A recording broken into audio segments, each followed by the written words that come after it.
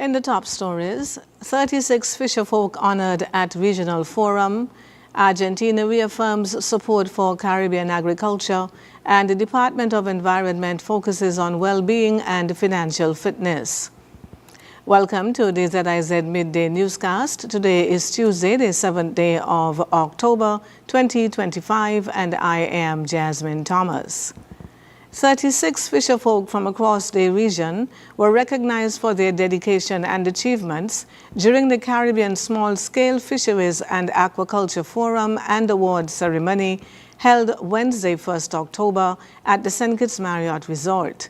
The event, hosted by the Department of Marine Resources in partnership with the Caribbean Regional Fisheries Mechanism and the National Fisherfolk Organization of St. Christopher and Nevis, formed part of the Caribbean Week of Agriculture. The ceremony celebrated the invaluable contributions of fishers whose skill, resilience, and years of service have sustained livelihoods, preserved traditions, and strengthened food security across the Caribbean.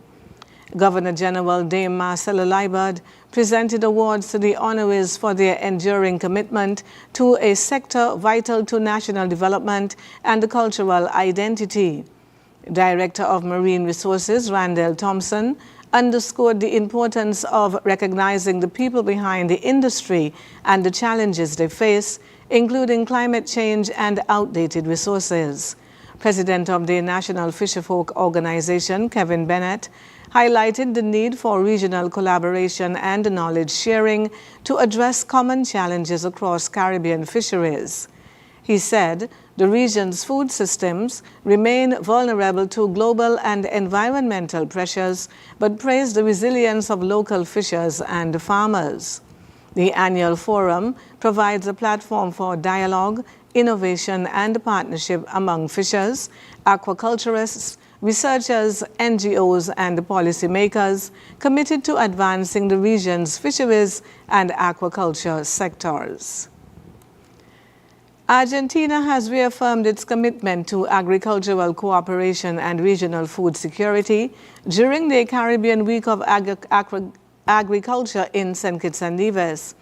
The Argentine delegation, led by Secretary for International Relations Fernando Brun and Under-Secretary for Agriculture Manuel Chiappe, highlighted opportunities for collaboration in dairy modernization, plant health, soil and water management, and digital technologies in agriculture. Argentina, a global leader in agricultural innovation, emphasized support for small island developing states and reducing import dependency and building climate resilience. The delegation pledged technical support, training, and knowledge sharing aligned with CARICOM's 25 by 2025 initiative aimed at reducing the region's food import bill.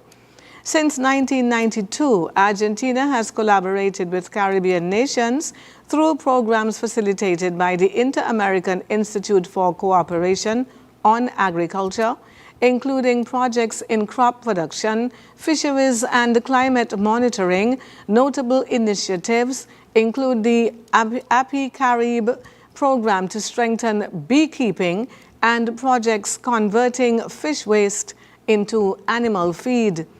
The Caribbean Week of Agriculture, the region's leading agri-food forum, brings together governments, farmers, and development partners to promote innovation, investment, and sustainable food systems.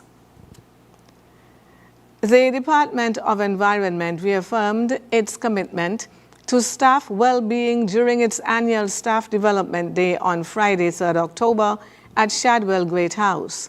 The day-long event, held from 9 in the morning to 4 in the afternoon, focused on mental and financial wellness as key pillars of a productive workforce.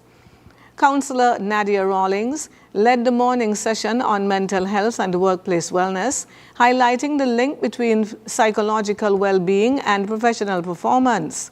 She shared strategies for managing stress and building a more focused and harmonious work environment. The afternoon session turned to financial planning and retirement security led by representatives from Sagicor Insurance, Marvin Herbert, Janelle Casimir, and Andrea Diaz. They discussed how financial stress can affect concentration and morale and encouraged staff to make sound financial decisions early to ensure long-term stability. The department emphasized that supporting both mental and financial health strengthens employee engagement, productivity, and loyalty. By investing in holistic staff development, the Department of Environment continues to build a resilient and future-ready team equipped to meet today's and tomorrow's environmental challenges. On the regional scene, Bahamas police seized $12.3 million worth of cocaine during two separate operations over the weekend, authorities confirmed. On Saturday evening, two men were arrested on Cat Island after they were found with $7.8 million worth of cocaine, police said yesterday. It was a joint operation involving drug enforcement officers, DEA, and local officers on Cat Island, head of the Drug Enforcement Unit Superintendent Wendy Pearson said yesterday at Odyssey Aviation. According to U.S. officials, cocaine seizures in the region have increased since 2021.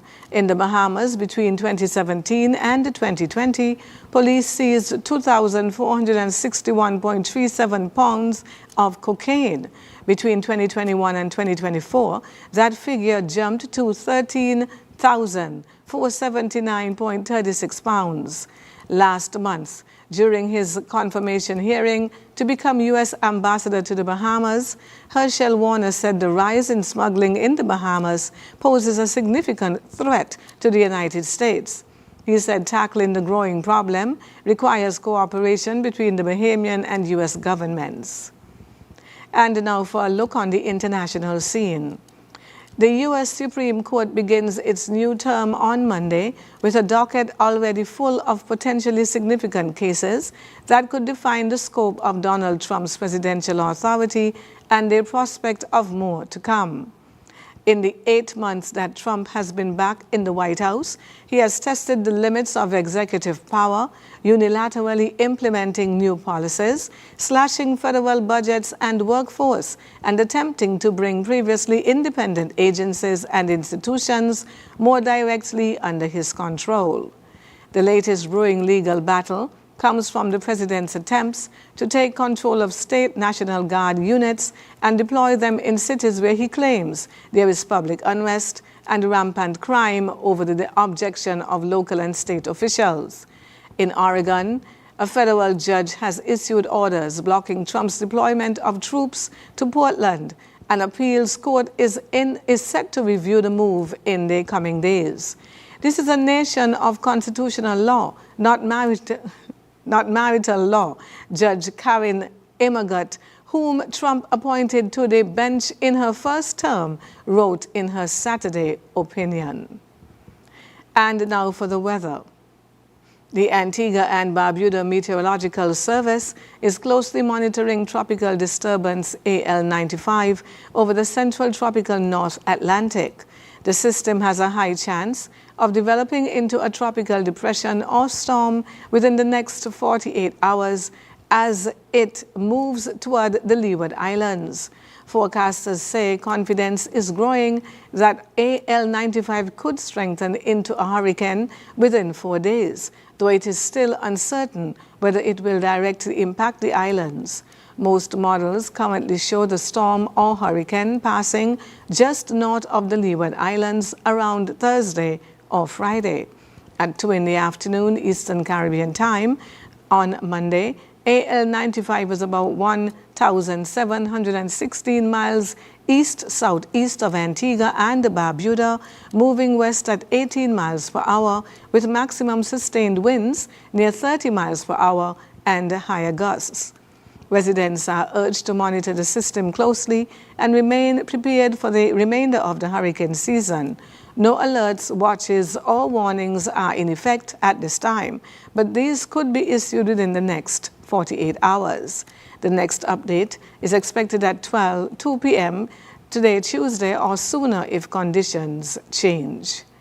And that brings us to the end of the ZIZ Midday Newscast. Join us this evening for these stories and more in detail. Thank you for tuning in. I am Jasmine Thomas. God bless you.